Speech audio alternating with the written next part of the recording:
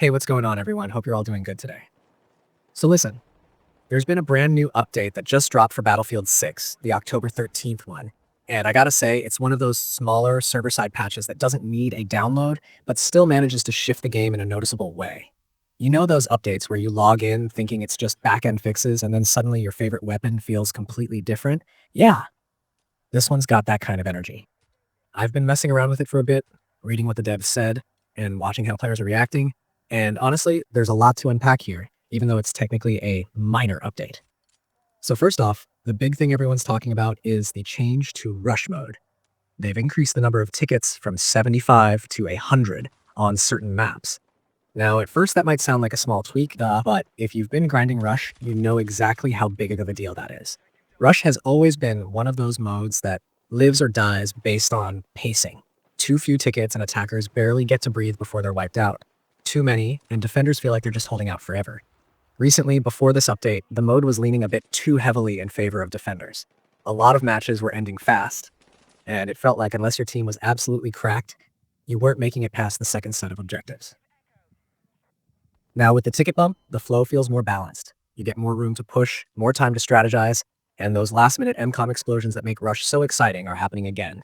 The cool thing about this change is that it restores that classic Battlefield chaos, where both sides have those intense tug-of-war moments.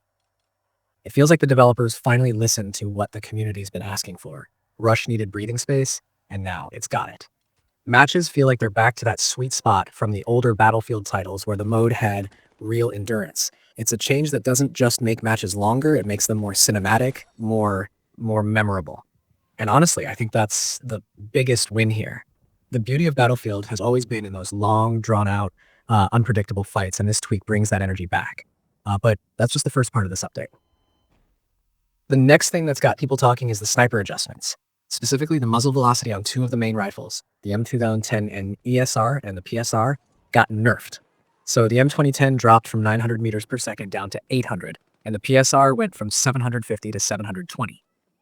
Now, if you're someone who loves running recon and picking people off from ridiculous distances, you've probably already felt this difference. The bullets feel just a bit heavier now, a bit slower to reach your target, and it means you've got to lead your shots more carefully. Some players are a little frustrated saying it punishes accuracy, but I actually think it's a good move for balance. See, before this change, sniping in Battlefield 6 was starting to get a bit too dominant at certain ranges. You had players sitting halfway across the map, landing headshots like it was nothing because the bullets were traveling almost instantly. It was starting to make mid-range gunfights feel unfair. Now with this tweak, the devs are basically saying, we want you to still snipe, but you're going to have to earn those hits. And honestly, that feels fair. It makes positioning, timing, and bullet drop matter again. If you've played Battlefield long enough, you know that's how sniping should feel. Rewarding, not automatic. There's something really satisfying about adjusting your shot perfectly and landing that hit across the valley. This change brings that back. But that's not all they touched. Shotguns also got a subtle rework in this update, and this one might go unnoticed by some players at first, but it's definitely affecting gameplay. They've now got projectile drag, which basically means your pellets don't travel in a straight laser line anymore. They lose speed faster and drop off a bit sooner, which naturally reduces their effective range. Now, before this change, shotguns were kind of ridiculous at medium distances. You could hip fire someone who was way too far away and still land a full hit, and it just didn't make sense. It turned a weapon that's supposed to dominate close quarters into a mid-range monster, and that imbalance was becoming a real problem, especially on smaller maps. With projectile drag, shotguns feel more grounded. You can still absolutely wreck people in close quarters, no question about that, but once they're even slightly out of that tight range, you'll notice the spread isn't nearly as reliable. It forces you to use positioning more smartly, like actually push buildings or corners, rather than just sitting back and hoping the spread connects. And that kind of weapon identity is exactly what Battlefield needs more of. Each gun should have a clear role, and this update nudges shotguns back into their lane while keeping them powerful where they belong. The balance feels cleaner, and the gunfights are just a bit more predictable, which helps the overall flow of matches. Now, let's talk about something that might not sound flashy, but actually makes a big difference: the fix to the jump momentum bug. If you've been playing recently, you've probably noticed that sometimes when you jumped, your character's momentum would kind of glitch or stall, especially when holding certain weapons. It didn't happen every time, but when it did, it completely threw off your movement. This right, it made you feel clunky in firefights or during those moments when you were trying to vault through chaos and keep your speed up.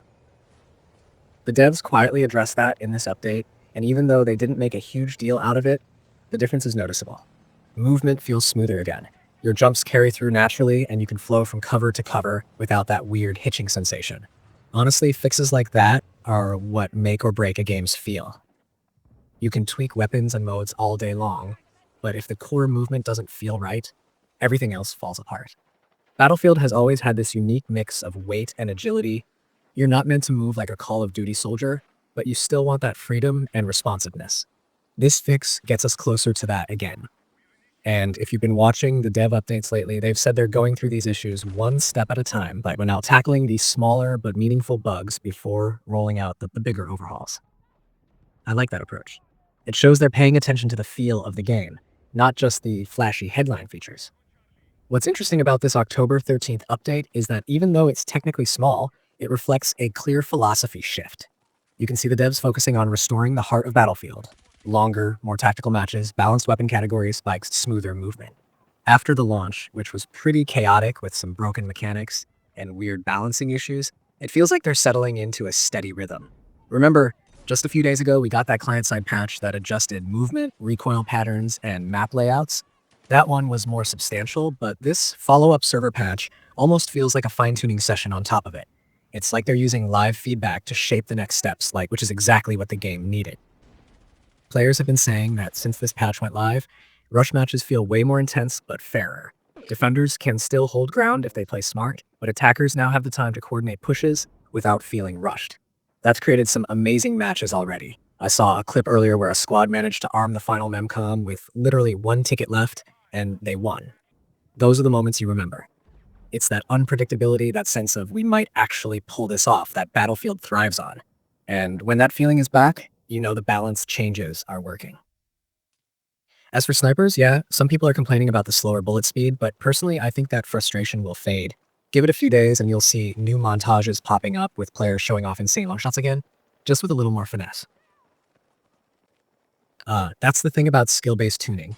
It always feels weird at first because it breaks muscle memory, but it ultimately rewards the players who take the time to adapt. And for shotguns, honestly, this was overdue.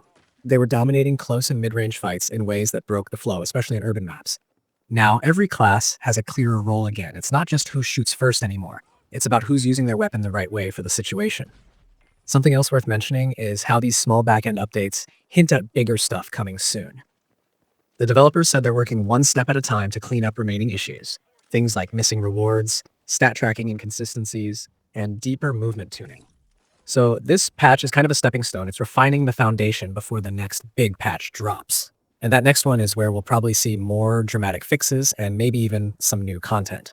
It's good to see they're not rushing it, though. They seem to have learned from the earlier chaos where updates felt rushed and half-tested. Now it's slower, steadier progress, but you can actually feel the game improving patch by patch. It's funny because a lot of players were skeptical at first. When they said there'd be a server-side update this week, people assumed it'd be another invisible one where nothing really changes.